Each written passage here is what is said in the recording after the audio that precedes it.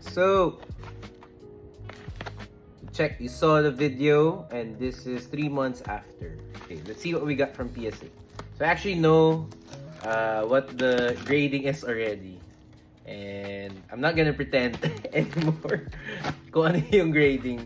But unfortunately, I saw what the cards were worth. Or sorry, what the grades were worth. But we're still gonna do the reveal para for you guys really, not for me.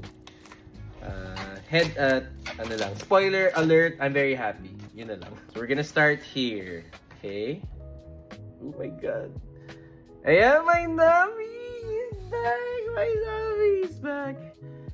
I missed her. So, let's see what we got here. And, yay! PSA 10! Si Clive is sa mga favorite ko sa Final Fantasy. And, yeah! It's a 10! This is low population. Like, only a few of these were in the PSA. So, I'm very happy with this. Grabe. Wala pang prices masyado for PSA 10. And I'm happy because it means it's not being sold as much yet. So, definitely low pop. Let's see. Wow, diba? Kunwari, hindi ko alam. Pero alam ko na 10 yan. Yay! But this is the QREM naman na I got from the God Pack. And let's see. Yeah! Another 10. So, yeah. I had like more than 10 cards na I wanted to send for grading. But I only chose the ones na I thought were gonna get a 10. Or at least had a good chance of getting a 10. And the reason why I love this card is because it's fighting siya, hindi siya water. And let's see. Yan, 8. Dito ako medyo na-sad when I found out. But it's okay. Yeah, PSA 8. 8 is great. Diba? We'll start that hashtag. PSA 8 is great. And let's see. Yee! We got a 10 on the Zapdos. SAR. From 151. Super happy with this.